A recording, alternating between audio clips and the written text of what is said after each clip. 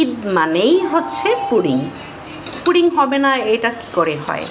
আমার ঘরে ঈদ মানেই হচ্ছে পুডিং।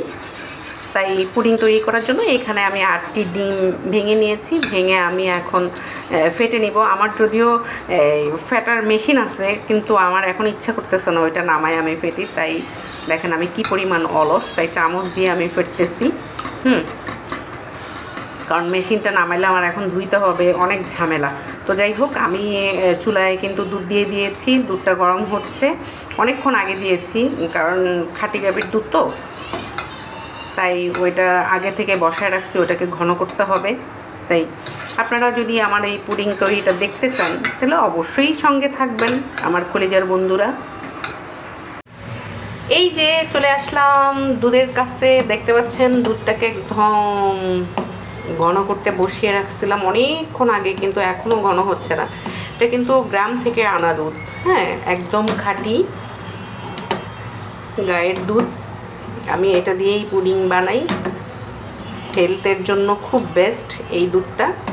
আর আমি হচ্ছে চিনি মিক্সড করব না, আমি পুডিং তৈরি করি মধু দিয়ে। ঠিক আছে, কারা কারা পুডিংয়ে মধু ইউজ করেন অবশ্যই আমাকে জানাবেন। আর কালকে যেহেতু ঈদ, তাই আমি স্পেশালি ঈদের দিন পুডিংটাকে রাখার ট্রাই করি প্রত্যেক ঈদেই, সেটা হোক রমজানের ঈদ আর হোক কোরবানির ঈদ।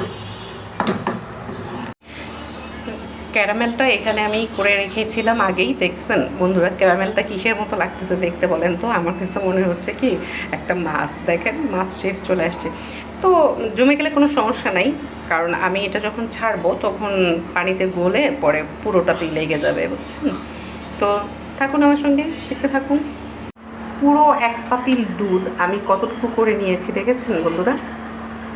এটা পুডিংয়ের জন্য 8টি ডিমের সঙ্গে আমি এইটুকু দুধ মিলাবো।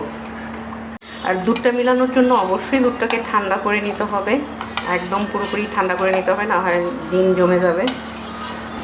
পুডিংটা শেষ করেই চলে গেলাম কোরবানির কাছে, দেখতে থাকুন বন্ধুরা।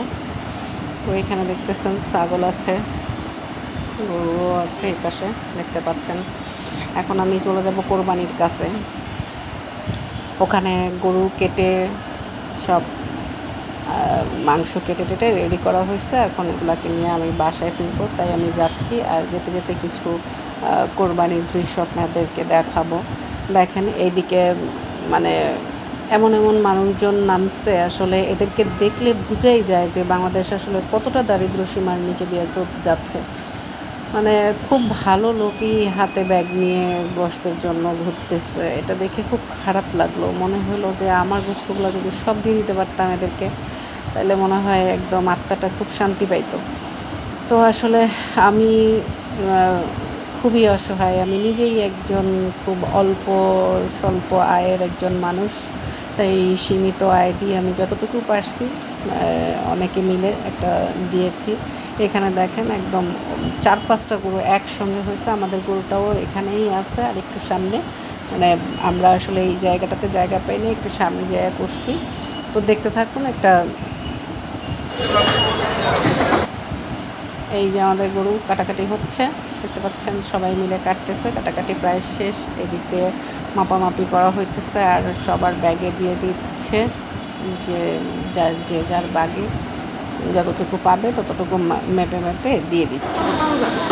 আর গরিবের গোশতটাকে এখানে ছোটো ছোটো করে ভাগ করে দিচ্ছে, আর গরিব সবাইকে ভিতরে ঢুকাই দিচ্ছে, আর একজন করে দিচ্ছে আর একজন করে দিচ্ছে। তো সবাইকে আজকে আমার ঈদ ব্লগে শুভেচ্ছা এবং স্বাগতম ঈদের। আসসালামু আলাইকুম ওয়া রাহমাতুল্লাহ। আমার চ্যানেলের সঙ্গে থাকবেন, ভালো থাকবেন, সবাইকে ঈদ মোবারক।